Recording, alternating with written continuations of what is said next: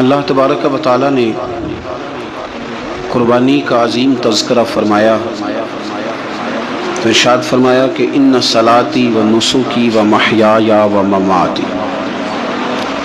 اے محبوب علیہ السلام، بے شک آپ یہ فرمائیں کہ بے شک میری نماز اور میری قربانیاں، بہت تفصیل میں ڈیٹیل میں جانے کی ضرورت نہیں، قرآن مجید نے مختصر بات کی کہ میرا جینا بھی اور میرا دنیا سے جانا بھی، نماز بھی، قربانی بھی، جینا بھی، مرنا بھی۔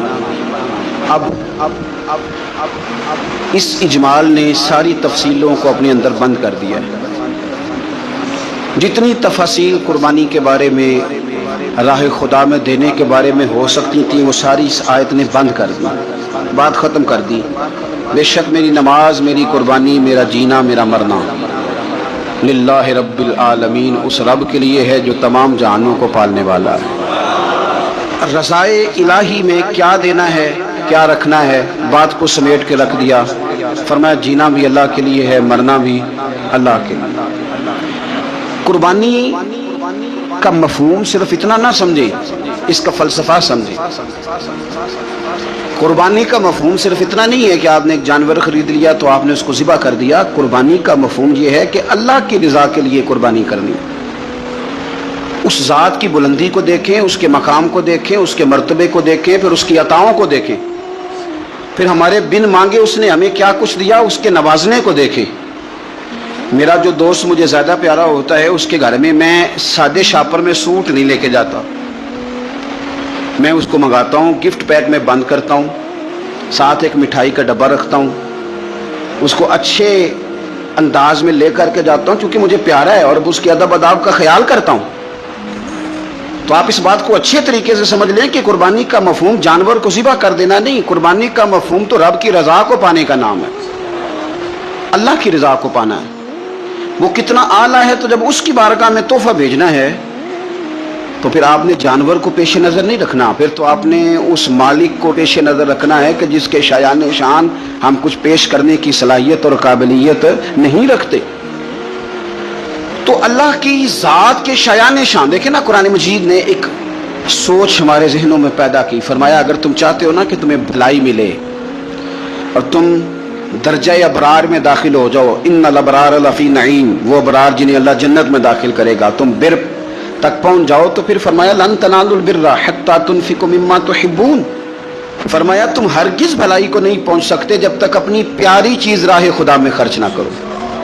مما تحبون یعنی وہ شاید جس سے تمہیں پہلے پیار ہو جائے، جس سے پہلے تمہیں محبت ہو جائے، جو تمہاری پیاری ہو، وہ تم راہ خدا میں۔ آپ اس مفہوم کو اچھے طریقے سے ذہن میں ہم لوگ کیا کرتے ہیں، ایک جانور لینا ہے، بس ٹھیک ہے جی مناسب مل گیا تھا، ذبح کر دیا۔ آپ اس کیفیت کو تو سمجھیں کہ یہ تحفہ کسی معمولی آدمی کو نہیں دینا، یہ رب کریم کی بارگاہ میں پیش کرنا۔ آپ ناراض نہ ہوں تو ہم تو معاذ اللہ قربانی کے موقع پر بھی جوے کا انتظار کرتے ہیں۔ آخری دن دیکھوں گا جوا چڑھ گیا، دب گیا، اگر تو جانور بڑا نیچے گر گیا تو موج بن گئی۔ مثلا کیا ہو جائے گا، 20,000 سستا ہو جائے گا کیا؟ تو آپ کا یہ نفع نہیں کہ اللہ کی رضا کے لیے 20,000 اور زیادہ لگ جائے اللہ کے راستے میں۔ وہ جو سٹیٹس تھا نا رب کی رضا کے لیے دینے کا، اپنی پیاری چیز مما تحبون، اور اس کے تحت ہمارے مفسرین نے لکھا اس سے مراد صرف مال دینا نہیں کہ کوئی بندہ سمجھے صرف مال دوں گا تو نیکی تک پہنچ جاؤں گا۔ وہ کہتے ہیں اگر تجھے برادری پیاری ہے تو برادری قربان کر مصطفیٰ کے نام پر، اگر تجھے عہدہ پیارا ہے تو اپنا عہدہ قربان کر نبی پاک کے نام پر، اگر تجھے علاقہ پیارا ہے تو ہجرت کر رسول اللہ کے نام پر، اور اگر تجھے اپنی ذات پیاری ہے، اگر تجھے اپنا آپ پیارا ہے تو جان پامے نہ جان میرے محبوبہ، میں تے لگیاں توڑ نبیساں، راہ تیرے وچ رول کے مرساں، تے قدم نہ پچھاں ہٹیساں، سجنا جان امانت تیری، تو جدو منگ سے میں پیش کرے سا، جان امانت تیری جدو منگ سے میں پیش۔ ہمارا جو معیار بنے نا اللہ کے راستے میں دینے کا تو بڑا کمزور ہے، اس میں لطف نہیں، اس میں حضرت عبداللہ ابن عمر، یہ سادی باتیں ہیں پر اس کے کبھی حسن کو سمجھیں۔ شکر کھانا انہیں پسند تھا، کس میں ہوتی ہے نا، کچھ لوگوں کو گوشت پسند ہوتا ہے تو کچھ بچے ایسے ہیں کہ وہ گوشت پک جائے تو وہ گھر سے نکل جاتے ہیں اس دن، حضرت کو شکر بڑی پسند تھی تو شکر کی بوریاں منگاتے تھے اور وہ منگا کے اللہ کے رستے میں خیرات کرتے تھے۔ آپ کے صاحبزادے کہتے ہیں حضور آپ پیسے دے دیں، کسی بندے کو کوئی ضرورت ہوگی تو وہ وہاں وہ لگا لے گا، تو آپ فرمانے لگے اللہ کہتا ہے پیاری چیز خرچ کرو، تو مجھے یہ پیاری ہے تو میں یہ نہ خرچ کروں۔ جو چیز آپ کی محبوب ہے، جو آپ کو جان سے عزیز ہے، جس سے آپ کو دلچسپی ہے، وہ جب آپ اللہ کے رستے میں دیتے ہیں تو پھر آپ یؤمنون بالغیب کی ایک بڑی خوبصورت تفسیر بن جاتے ہیں کہ آپ نے تحفہ سجا کے، سوار کے، نکھار کے، خوشبو لگا کے، اچھی پیکنگ میں آپ نے اپنے مالک کے حضور پیش کیا۔ لیکن اگر آپ کہیں کہ اوہو خرچے بڑے زیادہ تھے، پہلے ہی حالات پہلے ہی بڑے خراب تھے، اب قربانی بھی سر پہ آ گئی ہے، معاذ اللہ، تو آپ نے نا وہ مزہ خراب کر دیا، وہ ذائقہ نہیں ٹھیک رہا۔ وہ تو سودا ہی بڑا قیمتی ہے، وہ کہتا ہے تو ایک دیتا جا 70 لیتا جا، اور نفع ہی نفع، نقصان والا کھاتا ہی کوئی نہیں۔ تو قربانی کا ماحول سمجھے، مزاج سمجھے، پیاری چیز، وہ کو 10 دن آپ کے پاس رہے، اس سے آپ کو دلچسپی ہو جائے، کبھی آپ اسے دیکھنے جائیں، کبھی گھاس ڈالنے جائیں، کبھی اس کی پشت پہ ہاتھ پھیریں۔ یار نبی پاک کا قربانی کے ساتھ جو ذوق ہے اس کو ملاحظہ تو کریں۔ کبھی نہیں کہا سیدہ فاطمہ سے کہ اپنے کمرے سے باہر آ، کبھی نہیں کہا، کبھی نہیں کہا حضور نے۔ اور پھر میں غریبوں سے بھی کہتا ہوں کہ نبی پاک پر کبھی زکوٰۃ فرض نہیں ہوئی، اتنا مال ہی نہیں تھا کہ زکوٰۃ فرض ہو، کبھی زکوٰۃ فرض نہیں ہوئی، لیکن قربانی حضور ایک نہیں دیتے تھے، 2 دیتے تھے، اور ایک اونٹ میں 7 حصے ہوتے ہیں، 7۔ لیکن جب حضور حج کرنے گئے تھے تو میرے نبی پاک نے 63 اونٹ ذبح فرمائے۔ ذرا 7 سے ضرب دیکھے تو دیکھو کتنے بنتے ہیں۔ ہم سارا سال امیر ہوتے ہیں، عین قربانی کے دنوں میں غریب ہو جاتے ہیں۔ موٹر سائیکل چھوٹی عید کے بعد لی تھی، اس کے لیے پیسے تھے، لیکن قربانی کی جانور کی باری آئی تو ہاتھ تنگ ہو گیا، پتہ نہیں وہ کیسے تنگ ہو گیا، اللہ ہی بہتر جانتا ہے۔ اپنے ماحول کے اندر وہ خاص ایک خوشبو پیدا کریں جو رضا الہی کا۔ حضور نے کبھی نہیں سیدہ پاک سے فرمایا کہ باہر آؤ، لیکن حسنین کریمین فرماتے ہیں کہ حضور نے قربانی کا جانور خریدا، پھر سیدہ فاطمہ الزہرا رضی اللہ تعالی عنہا کے صحن میں حضور لائے، صحن میں۔ نبی پاک سے زیادہ نازک مزاج بندہ کوئی نہیں کائنات میں آئے گا۔ حضور کے وجود اطہر پر مکھی نہیں بیٹھتی تھی، پسینہ آتا تھا تو خوشبو آتی تھی، لیکن حضور قربانی کا جانور دست مبارک سے ذبح فرماتے اور کہا فاطمہ ادھر آ بیٹے۔ سیدہ کمرے سے باہر آئیں تو فرمایا یہاں کھڑی ہو، میں تیرے سامنے تیری قربانی کا جانور ذبح کرنے لگا۔ آپ ذرا اس بات کو دیکھ کر، مسند امام احمد بن حنبل میں حضور نے فرمایا جانور سونا بھی ہونا چاہیے اور اس کی قیمت بھی زیادہ ہونی چاہیے، با اعتبار قیمت بھی زیادہ ہو، مہنگا خرید کے لائے ہوں آپ۔ کیوں؟ اس لیے کہ دینا اس رب کی بارگاہ میں ہے جو بڑی شانوں والا ہے۔ تو ہم نا آہستہ آہستہ ان چیزوں سے پیچھے ہٹتے جا رہے ہیں جو چیزیں ہمیں اللہ کے قریب کرتی ہیں۔ ہو جاتا ہے کچھ چیزوں سے پیار ہونا چاہیے، لیکن جب اس چیز سے بڑھ کر رب سے پیار ہو، اس کے محبوب سے پیار ہو، تو پھر وہ چیزیں کوئی اہمیت نہیں رکھتی۔ حضرت حارثہ بن نعمان رضی اللہ تعالیٰ عنہ کہتے ہیں میں نے چھوٹی سی ایک گھوڑی لے کے پالی، پیار بھی بڑا ہو گیا، وہ بڑی بھی ہو گئی، خوبصورت بھی بڑی تھی، اور کبھی کبھی میرے بچے مذاق بھی کرتے، کہتے ابا سچ بتا ہم سے زیادہ پیار ہے کہ اس گھوڑی سے زیادہ پیار ہے؟ کیونکہ گھر آتے ہی آپ پوچھتے ہیں چارہ ڈالا کہ نہیں، پانی پلایا کہ نہیں، تو پیار اس سے زیادہ کہ ہم سے؟ تو حضرت حارثہ بن نعمان فرماتے تم نے جتنی باتیں کرنی ہے کرو، اور مجھے پیار ہے تو میں کیا کر سکتا ہوں؟ بڑی خدمت کرتے، پیار کرتے۔ آیت نازل ہو گئی لن تنالوا البر حتی تنفقوا مما تحبون۔ غریب آدمی، ماڑا بندہ، گھوڑی کی لگام پکڑی اور مدینے والے رسول کی بارگاہ میں پہنچ گئے، یا رسول اللہ میری قبول کر لیں۔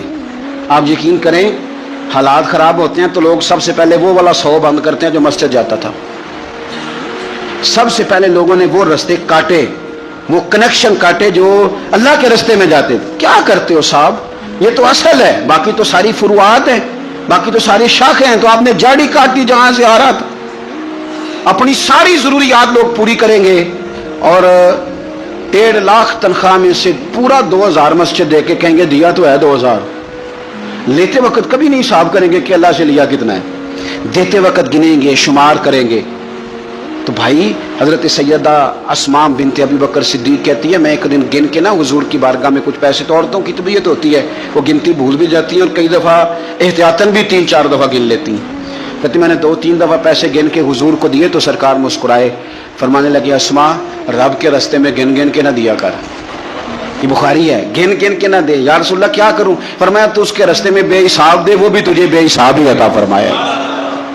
زاہدوں نے یہ عجب کام کیا، عجب ہے کہ تسبیح کے دانوں سے جو کام لیا، چاہیے تھا کہ بے شمار پکارتے تجھ کو، یہ بھی کوئی بات ہے کہ گن گن کے تیرا نام لیا، یہ بھی کوئی بات ہے گن گن کے تیرا نام لیا۔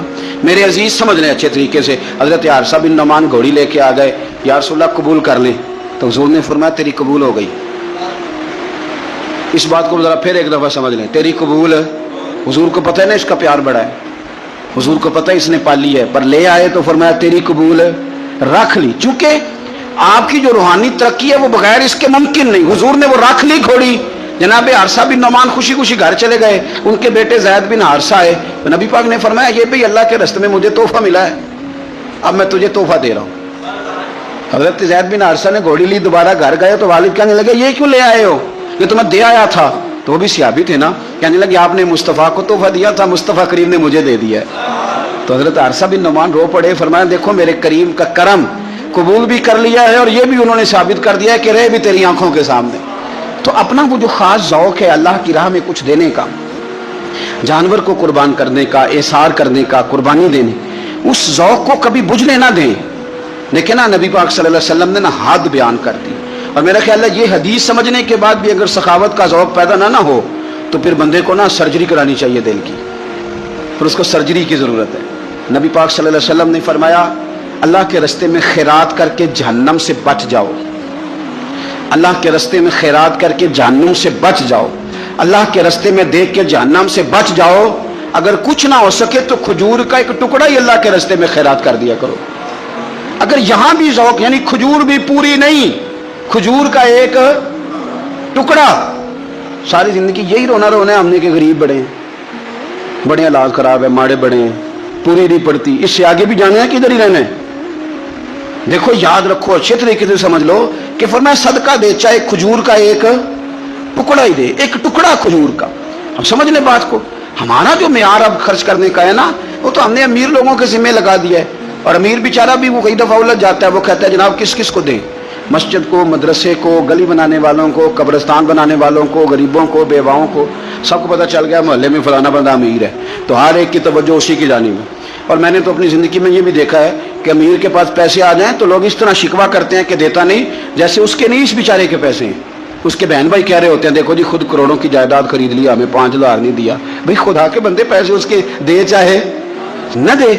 تو جب ہم سارے مل کے سخاوت کریں گے، جب امت ساری یہ شعور پیدا کرے گی، بیدار کرے گی اپنے دل میں باتیں کہ میں نے اللہ کے راستے میں کچھ دینا ہے، تو پھر تھوڑا تھوڑا کر کے، میں اکثر کہتا ہوں کہ ایک پوری یونیورسٹی قائم کر دینا بھی بڑا کمال ہے کہ میں نے اپنے شہر کے اندر ضلع میں ایک یونیورسٹی قائم کر دی، ایک انسٹیٹیوٹ بنا دینا بھی بڑا کمال ہے، اور ایک مدرسہ قائم کر دینا قرآن و سنت کا بہت بڑا کمال ہے۔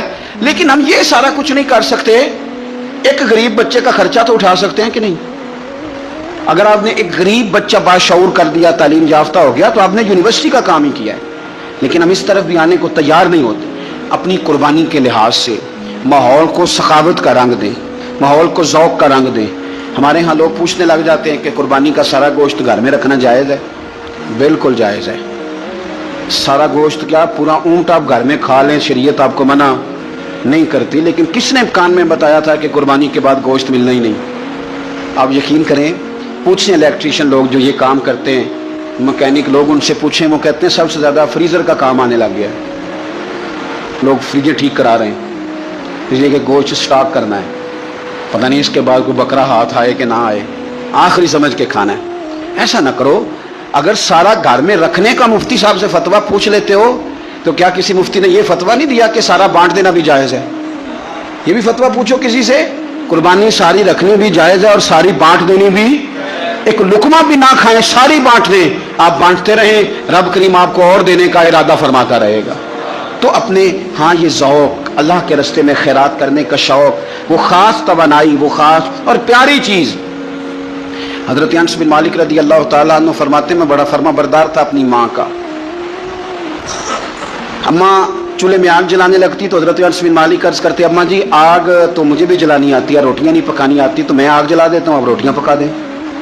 بچے سارے ہی اچھے ہوتے ہیں پر کچھ کی ادائیں بڑی نرالی ہوتی، وہ فرما بردار ہوتے ہیں، ان سے پیار ہو جاتا ہے۔ حضرت انس بن مالک کہتے ہیں میری اماں بڑا پیار کرتی تھی، میری عمر 10 سال ہو گئی اور مدینہ بھی سارا نور سے بھر گیا، مدینے والے رسول ہجرت کر کے تشریف لے آئے، اب یہ لاڈلے بیٹے ہیں ماں کے، لاڈلے لاڈلے بیٹے، اللہ اکبر۔ ماں نے کیا کیا؟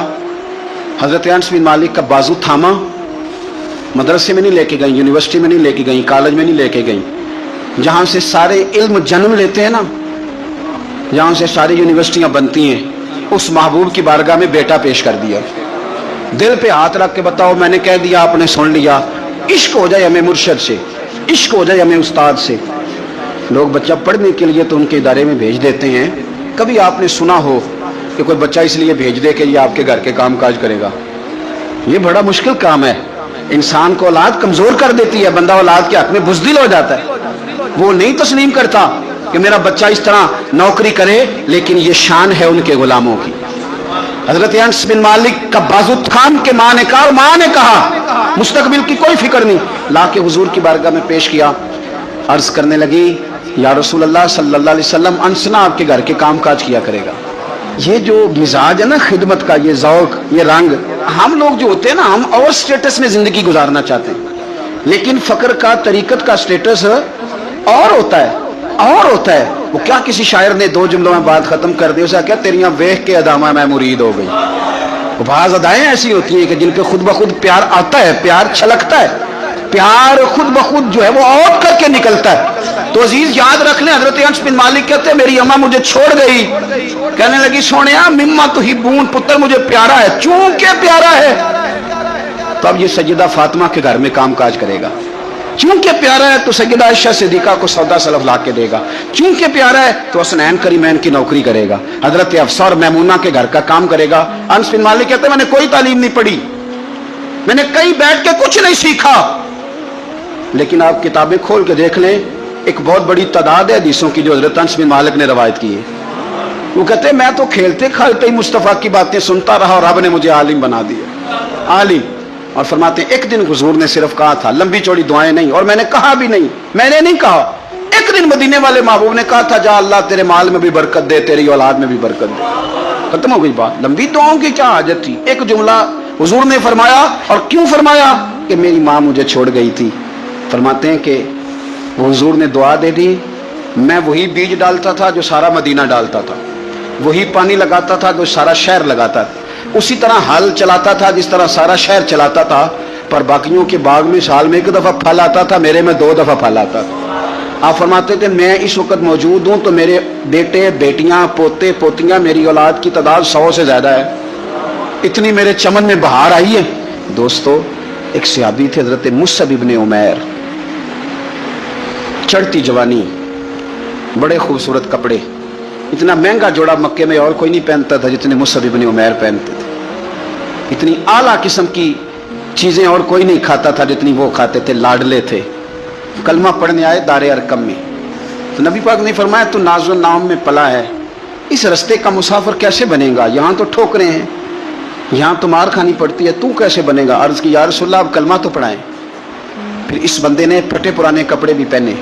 پھر مولا علی شیر خدا کہتے ہیں میں نے اس نوجوان کو دیکھا کہ ایک پیر میں جوتا ہوتا تھا دوسرے میں نہیں ہوتا، وہ جیم جان دا کچھ وسا نہیں ہو کہ جان یار نو دے تے شاد ہو جا، اس سے دل دے ہیں فساد سارے، دل دلبر نو دے تے آزاد ہو جا، جو رکھے آباد تے رو وس دا تے جدوں کرے برباد برباد ہو جا۔ آپ فرماتے ہیں پھر وہ دن رات کوئی فرق نہیں، غلامی کی، ماں نے قید کر دیا، باپ نے قید کیا، مار کھائی، پہلے حبشہ گئے ہجرت کر کے، وہ بچہ جو کسی کو خاطر میں نہیں لاتا تھا، یہ وہ مصعب ابن عمیر ہیں، اپنی جان پسند تھی تو حضور کے حوالے کر دی۔ مدینے میں نبی پاک نے انہیں اپنے سے پہلے مبلغ بنا کے بھیجا، ہر سردار کی منتیں کی، ہر سردار کی منتیں کی، کلمہ پڑھ لو۔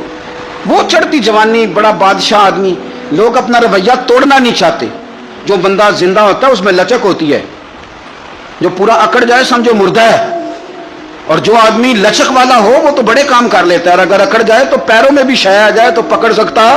یہ سمجھ لینا بہت سارے لوگوں کو زندگی میں کچھ نہیں ملا، اس لیے کہ وہ اندر لچک ہی کوئی نہیں تھی، تکبر کے بت بنا کے پوچھتے رہے ساری زندگی تو ملے گا کیا؟ مصعب ابن عمیر کہتے ہیں ہر چیز قربان کر دی،